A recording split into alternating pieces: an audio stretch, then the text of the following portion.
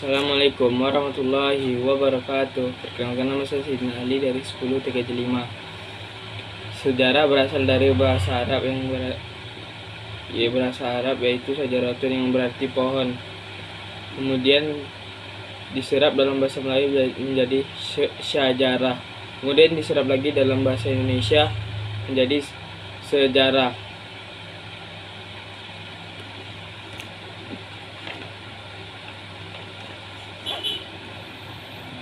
Adapun pengertian sejarah menurut para ahli, Ibnu Khaldun 1332 sampai 1446 Masehi mendefinisikan sebagai catatan manusia dan peradabannya, proses perubahan secara dengan segala sebab dan akibat. R.G. Collingwood 1880 sampai 1943 Masehi mendefinisikan sejarah sebagai penyelidikan tentang hal-hal yang dilakukan pada masa lampau. Yang ketiga, R. Muhammad Ali mendefinisikan sejarah sebagai berikut. Sejarah adalah keseluruhan perubahan, keajaiban, peristiwa, dan kenyataan yang memang benar-benar terjadi di sekitar kita. Cerita tentang perubahan itu tersendiri.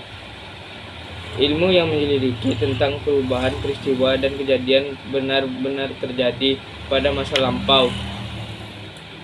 Kamus Besar Indonesia KBBI memberi definisi sejarah sebagai berikut. Yang pertama, asal usul, keturunan atau selisih. Yang kedua, kejadian atau peristiwa yang benar-benar terjadi pada masa lampau, riwayat, tambo. Yang ketiga, pengetahuan atau uraian tentang kejadian atau peristiwa yang benar-benar terjadi pada masa lampau. Sejarah dalam bahasa Inggris disebut history. Kata ini berasal dari Yunani. History yang berarti informasi atau pencarian new.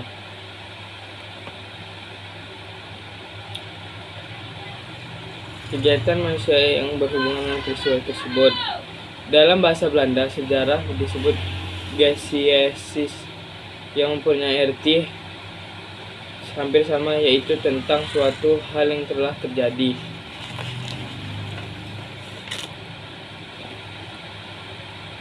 Konsep manusia, ruang, dan waktu. Dalam manusia adalah pelaku dari semua peran. Manusia sangat menentukan dalam peristiwa, sehingga setiap kajian tentang peristiwa akan memberi gambaran yang jelas kepada kita bahwa memang ada dan nyata. Waktu adalah batasan temporal dari setiap peristiwa yang telah terjadi.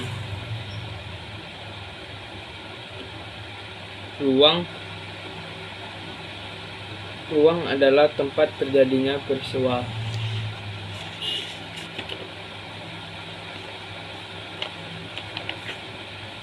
Cara berpikir kronologis dan mempelajari sejarah. Sejarah mengajarkan kepada kita cara berpikir kronologis. Artinya berpikir secara runtut sesuai dengan urutan waktu terjadi suatu peristiwa.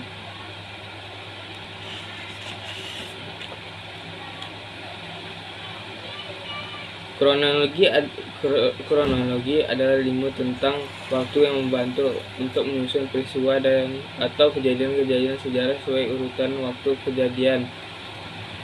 Peristiwa sejarah diawali dengan keberadaan manusia di muka bumi. Untuk itu diperlukan adanya pembagian waktu dalam sejarah dan yang dapat ditinjau dari berbagai aspek. Zaman aksara atau disebut juga zaman sejarah, itu zaman ketika manusia sudah mengenal tulisan hingga sekarang. Contohnya adalah periodisasi yang dibuat berdasarkan sistem mata pencarian hidup dalam sejarah Indonesia. Masa berburu dan meramu, masa bercocok tanam tingkat lanjut, masa perundagingan. Contoh dinasti yang pernah memerintahi Jawa dari masa perkembangan agama dan kebudayaan Hindu, Buddha hingga Islam berikut ini. Dinasti Wangsa Sanjaya 700 732 sampai 850 Masehi. Dinasti kedua dinasti Sailender 750 sampai 900 Masehi. Dinasti Isyani 900 sampai 1222 Masehi. Dinasti Giridra 1222 sampai 1478 Masehi. Dinasti Demak 1521 sampai 1568 Masehi.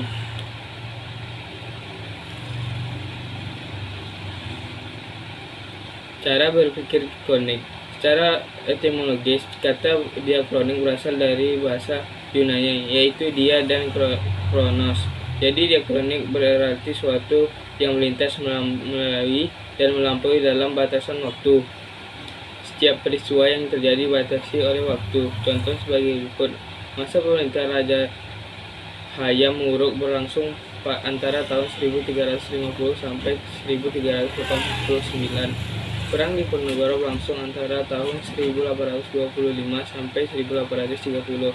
Penjajahan Jepang di Indonesia berlangsung antara 1440 sampai 1945. Belanda menyerah kepada Jepang di Kali Jati, Subang, Jawa Barat pada 8 Maret 1942.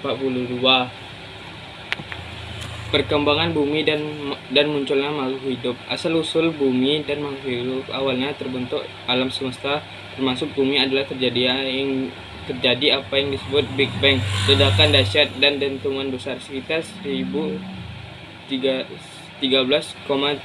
miliar juta tahun lalu. Ledakan ini melontarkan materi dalam jumlah sangat besar ke segala penjuru alam semesta. Menurut teori geologi, yaitu ilmiah pengetahuan yang mempelajari tentang bumi secara keseluruhan.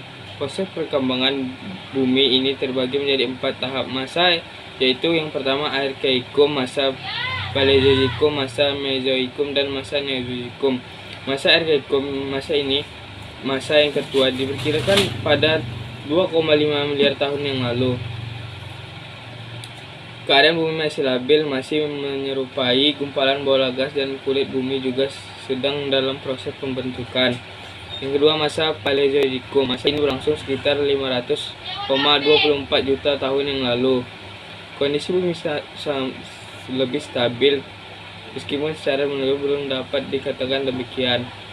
Yang ketiga, masa Mesozoikum. Masa ini yang disebut juga masa sekunder. Zaman kehidupan kedua diperkirakan berlangsung sekitar 245 sampai 60 juta tahun yang lalu.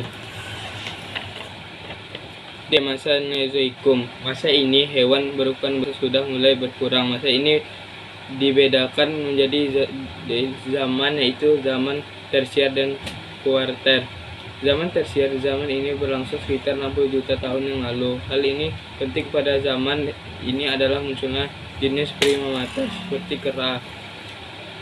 Yang kedua, zaman kuarter. Zaman ini dibagi ke dalam 2 kala, yaitu kala Pleistones Divilium dan kala Hosen Velium. 2. Perkembangan makhluk hidup. Telah terjadi bahwa kehidupan itu muncul pertama kali pada zaman Paleozoikum, lalu berkembang pada masa Neozoikum, selanjutnya pada masa Neozoikum, tepat pada kala Pleistones. Terbentuknya Kepulauan Indonesia. Secara umum, kendati telah memungkinkan muncul dan berkembangnya manusia purba pertama, keadaan alam bumi pada kala masa Neozoikum belum sepenuhnya stabil. Tidak kestabilan disebabkan 3 faktor utama, itu adanya perubahan bentuk daratan akibat gerakan tenaga endogen eksogen.